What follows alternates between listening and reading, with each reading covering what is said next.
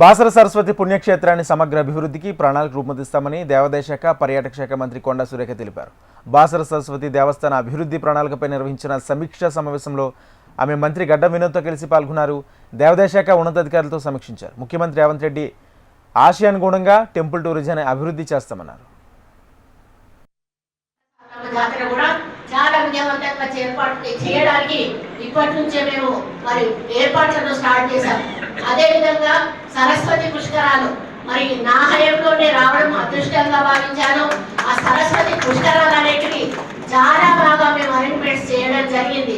అక్కడ చూసిన వాళ్ళు ఎక్కడైతే సరస్వతి స్టార్ట్ అవుతుందో అక్కడ చేయనటువంటి అరేంజ్మెంట్స్ భక్తులకు ఇక్కడ చేశారు అని చెప్పి అందరికీ కూడా తెలుసు. ఇది రెనోవేట్ చేయాల్సిన అవసరం ఉందని ఈ గుడిని ఒక డిపిఆర్ తోటి ఒక మంచి ఆలయంగా తీర్చిదిద్దాల్సిన అవసరం కూడా ఉంది.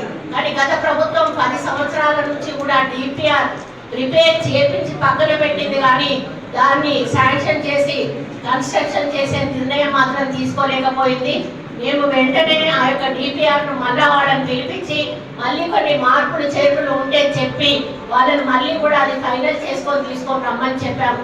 మరి నేను నిన్న జరిగినటువంటి క్యాబినెట్ మీటింగ్లో మన ముఖ్యమంత్రి గారితో మాట్లాడి అన్న కొన్ని టెంపుల్స్ విషయంలో మీ నిర్ణయాలు అవసరం ఉన్నాయి, ఆ డిపిఆర్లు రెడీగా ఉన్నాయి. ఇక్కడ కానీ కీసర కానీ భద్రాచలం కానీ ఇటువంటి 68 టెంపుల్స్ ఏవైతే చాలా ఉన్నాయో అవన్నిటిని ఈరోజు వేములవాడ కూడా 100 కోట్లు దాటింది.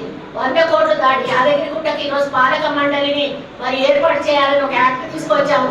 దాని తర్వాత 100 కోట్లు దాటిన ప్రతి గుడిని కూడా యాక్ట్ కింద వస్తుంది. అంటే ఈరోజు వేములవాడ కూడా ఒక పాలక మండలి. ఏ విధంగా మా డిపార్ట్మెంట్ ఎండోమెంట్ నుంచి కమిషనర్ గారు టాయిలెట్స్ కూడా మంజూరు చేస్తూ 40 లక్షల రూపాయలను కూడా మరి జీవో విడుదల చేయడం జరిగింది. అదేవిధంగా ఇంకొక 1 కోటి రూపాయలు కూడా ఏవైనా అవసరం ఉంటే మరి దాన్ని ఇక్కడ ఈఓ గారు ప్రతిపాదిస్తే దానికి కూడా నిధులు మంజూరు చేయడానికి మేము సిద్ధంగా ఉన్నాము అని చెప్పడానికి నేను హ్యాపీగా ఫీల్ అవుతా ఉన్నాను.